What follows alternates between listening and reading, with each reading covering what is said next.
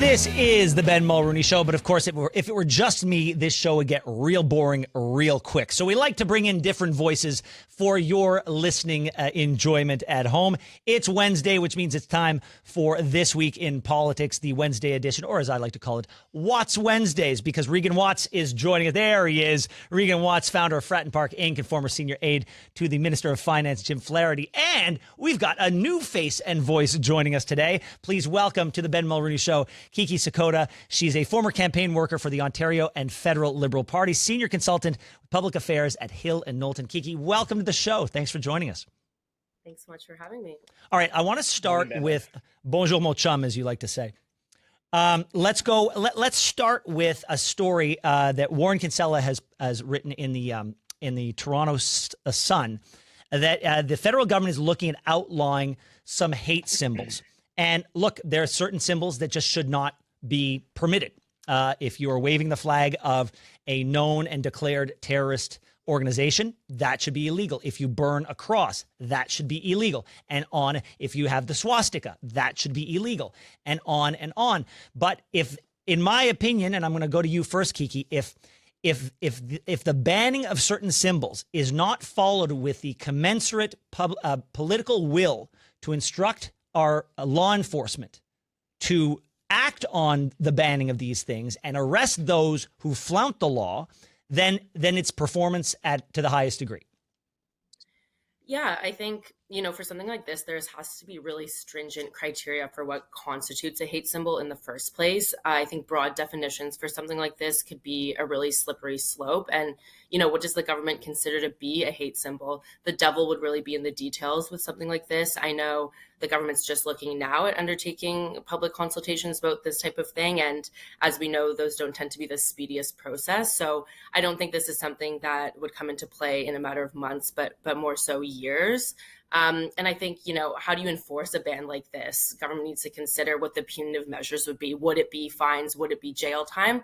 I think it's something that's hard to verify as well. So it really will come down to what legislation would look like in the detail. Regan, if I were to talk with Jewish Torontonians or Jewish Vancouverites or members of the Black community about symbols and things that they see that make them feel unsafe, I'm pretty sure I would get a consensus that would say, you know what, instead of focusing on banning new things, how about you enforce the laws that are on the books today? So, Ben, a couple things there, and I think it's worth, and you talked about the Jewish community, so I think it's worth starting with reminding your listeners that there are still hostages who are being held in Gaza who have not been released, and they should be brought home now and brought home immediately. I think Kiki's comments earlier, and I actually read Warren's piece, and I thought it was interesting. I learned some things in his writing that I did not know, and that is there are similar laws on the books in other like-minded countries, like the United Kingdom, for example. I think if the devil, it's Kiki's comment, devil is in the details, and we've not yet seen legislation. So I think it'll be interesting to see if it does come forward, what it looks like. I do believe, and while I am a libertarian at heart, despite what some of the YouTube commenters think, I am a conservative. I am a libertarian at heart, but I do think hate symbols, in particular like swastikas, and how terrorist symbols have been used to intimidate the Jewish community in Toronto and Montreal and Vancouver, there's no place for that in this country. And so I think if the police associations and law enforcement are asking for these tools, it is incumbent upon government to reflect upon that request and think about it.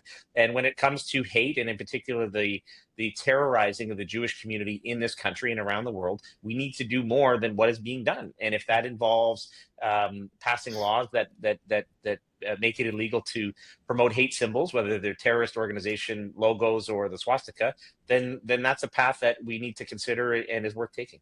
All right, let's move our attention to the by-election where Pierre Poilievres is looking to get himself a seat to reclaim his position as the leader of the opposition in the House of Commons.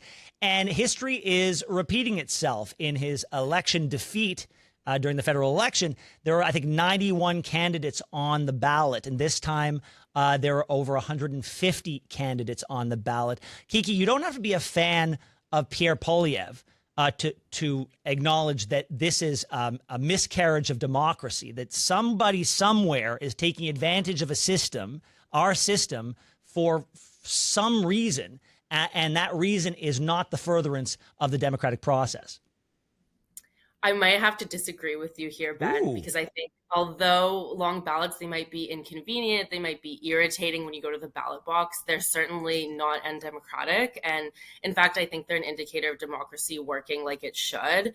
I think Pierre Poilievres needs to contend with the fact that maybe there's some people out there that don't want to see him sit as an elected official again. And so it's hard for me to imagine that if a long ballot initiative was doing this against a Liberal or an NDP or a Green candidate, that he would still have this much to say about it. I also think if you're talking about electoral reform, there's other things that come into play. I mean, there's stuff people want to talk about, like lowering the voting age or proportional representation. So I think he needs to be not conflating maybe dislike of him with something that's actually anti-democratic. Regan, what are your thoughts? So there's a couple things that come to mind when I was listening to Kiki and reading some of the coverage on this. The first is, let's call it on a political level. I cannot for the life of me figure out why Pierre Poilievres in his by-election is even talking about this issue. He sounds like a whiner, and he sounds like a guy who lost. And from an optics and a communication standpoint, I think it's a really bad place for him to be. And there are others and surrogates who can carry that message for him or on his behalf. He doesn't need to be carrying this message. That's a good point. That's the first thing. The second thing is, the longest ballot initiative is they're only following the laws that Kiki's party passed when elections reform was tabled in the House of Commons several years ago. I think there's some changes that can be made, whether it's minimum requirements around official agents and being an official agent. And for those who are listening, an official agent is essentially the chief financial officer of an election campaign, a local election campaign. Many times these longest ballot initiatives have the candidates all have the same official agent. We can make some changes there. Elections Canada can make some, do some better work around enforcement, because of course you need to have signatures to be nominated as a candidate in a riding. And I know a number of stories where photocopies of signatures are being used for people to be able to get on a ballot. And I think there's maybe some enforcement changes we can make. The Liberals had an opportunity to make electoral reform changes. And Prime Minister Trudeau, when he was elected in 2015, young people said overwhelmingly that they voted for him based on two reasons. One was weed, which he got done, and two was electoral reform, which he did not. Yeah. And so I think there's some things that the government can do, and working across party lines, I would suggest they strike an all-party committee, or they refer this to one of the House of Commons committee, maybe a procedure in House Affairs, to have a conversation and review some of the Elections Canada laws. I don't blame Elections Canada for this at all. No. They're just operating. Yeah, and Regan, what it is, sometimes a law ceases to be as effective as it was intended. And when that happens, you've got to reevaluate. We have this conversation on this show all the time about the Youth Criminal Justice Act. It feels like there are forces at play in society. They're taking advantage of the fact that people under a certain age are treated with kid gloves. So they're enlisting them into criminal enterprises. If that's the case, and they are conducting more and more violent crimes, we have to look at that law to say, is it doing what it was intended? And we can do that. We can say the same thing about this. Now, not for nothing, when Justin Trudeau made that promise, he was sitting third place with very little prospect of forming a majority government. So of course he was going to say, yes, proportional representation, I'm all for that. Once you form a majority government, nobody is taking that power away from you, let alone yourself. That's just a fact of human nature. I agree, Ben, and I think with that analysis and with respect to Prime Minister Trudeau and when he made the promise, I do think most sensible adults would say that if you are not considered by society in a legal term to be responsible enough to buy alcohol, which in this country is at 18, you should not be allowed to vote under that age. I think what Prime Minister Starmer and the Labour Party are doing in the UK is an abomination, and I think they're going to run into a lot of headwinds against that. Being 16 is a milestone in life. You learn how to drive, but you can't buy booze until you're 18, at least legally. I can't speak for your growing up, Ben, but I was prohibited from buying booze under the age of 18. Not so much of the drinking at 24 Sussex Drive. But I'm not asking. I'm not asking my 16-year-old neighbor what they think about policy issues, and nor should elected officials. All right, guys. Thank you so much, Kiki. I'm going to come to you first after the break. We're going to be looking at the bill has come due for the hotels that we use for asylum seekers across this country. So don't go anywhere. Much more with our political panel on the Ben Mulroney Show when we come back. This is the Ben Mulroney Show. Thank you so much for joining us. And please welcome back to our This Week in Politics midweek panel, Regan Watts. And for the first time, hopefully not the last time, Kiki Cekota. Welcome back, guys. Great to be here. So our prime minister has thrown down the gauntlet. He's laid down the law. He has said there's a new sheriff in town. We're going to do things differently. And he's leading by example. And he's telling his departments and he's telling his crown corporations, find cuts. If you don't find the cuts, I'm going to find the cuts. And you're not going to like it if I find the cuts. So when I read in the newspaper today, Kiki, that the bill has come due for the asylum hotels and it's to the tune of $1.1 billion, I'm thinking this prime minister has a lot of, there's a lot of work that can be done on trimming the fat. Yeah, I think he has his work cut out for him. I mean, I'm in my late 20s and I'd love to be able to afford a home in Canada or even a condo. And so seeing the federal government spending over $1 billion on this stopgap solution is really confusing to me. I think, why is the federal government holding this money and not passing it on to municipalities and provinces? We know they're much better suited to run accommodation for asylum claimants. And so the federal government really needs to work with their counterparts in the cities and provinces to land on a long-term solution to this, because we know asylum seeker numbers are just going up year over year. Where's the permanent housing? How are they going to integrate into the workforce? I think these are questions that Prime Minister Carney and his team really has to think hard about, or we're going to have a bigger problem. I mean, Regan, I do not envy our prime minister and the work that he has to do, because so many of the crises that are of our own making, but so many of them intersect. There's a nexus where two or three of them collide and intertwine. How he's gonna undo that and deal with each crisis separately, I have no idea. Well, the crises that you mentioned and that Kiki discussed, let's be clear, those were created by the long national nightmare known as Justin Trudeau. You get one of those. You sneak one of those in every week, man. Well, it's true, and it'll never get old, because it was Prime Minister Trudeau and his government, who destroyed the Canadian consensus on immigration, which is a tragedy, because I am the son of an immigrant. And when I hear Kiki talk about her challenges around housing, she's like hundreds of thousands of Canadians, particularly young people, who are struggling to find homes, and they look at the expenditures and have a question of fairness. I think it was Michelle Rempel-Garner, who is the conservative immigration critic, who I happen to think is an exceptional member of parliament. I don't agree with her on everything, but she's a very good member of parliament. She spoke to this. And I think regular Canadians look at the bill and go, that's a lot of money. What could we do with this? And I think the total spent over the last 6 or 7 years is something like $2.5 billion. Look, I'm all for genuine asylum claims. I'm all for immigration, but I think even mainstream Canadians, and not the fringes on the left or the right, are saying we need to do something different here, because it's costing a lot, and the crises and it is a Venn diagram, Ben, that you talk about, that is impacting the country. And I think it's I think Mr. Carney is the right person to be reviewing federal spending along with Minister Champagne, and I wish them well in that endeavor. But asylum claimants staying in hotels and other benefits is something that for regular Canadians, and I think of Kiki in her comments, just doesn't sit well. And I think we need to have an honest adult conversation about that.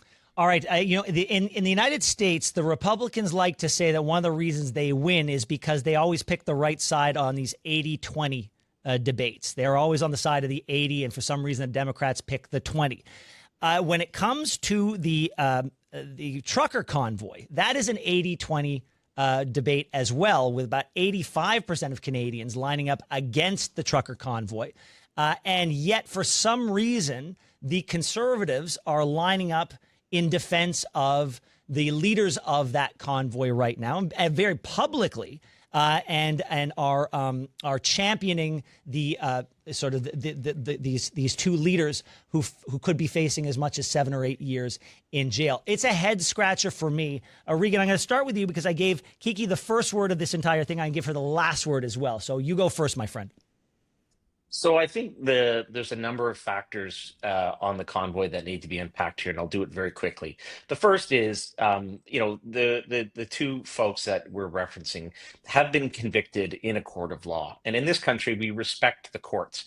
That's not to say that there weren't errors in the application of the law, and Tamara Litch and her co-defendant are certainly entitled to appeal, but they were convicted by a judge. And so when I hear politicians, and in particular Mr. Poilievres and the Conservative caucus making comments about and questioning the Crown's request for sentencing, I just shake my head and I ask, I think the phrase that comes to mind is, where did it all go wrong? Because I think the convoy should not be held out as and demonized, because I think what the truckers in that moment in our country's history did was, if you can draw a straight line time-wise, is from their protest, we gradually saw the lifting of COVID restrictions, which I think was a net positive. I don't agree that people's bank accounts were frozen, and I think that was unconscionable. But these are two people who were convicted.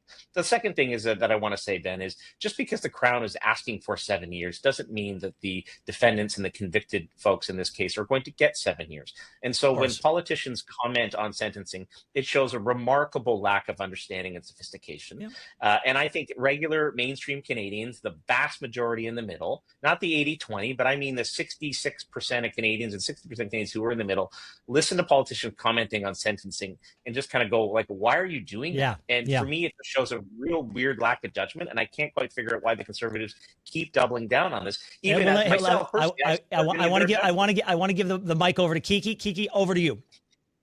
Yeah, I think Pierre Poilievres is clearly looking for an edge in a rural Alberta riding that may be leaning more towards a separatist candidate. We've seen that conversation percolate more and more over the past year. And so, I don't think it's particularly encouraging for a major party leader in Canada to align himself with the likes of a convoy movement that saw support from Marjorie Taylor Greene and Eric Trump in the US. But I think he really is looking for that edge to make gains over the separatist movement. And he's digging his heels in here, which he's done on this convoy issue for the last couple of years.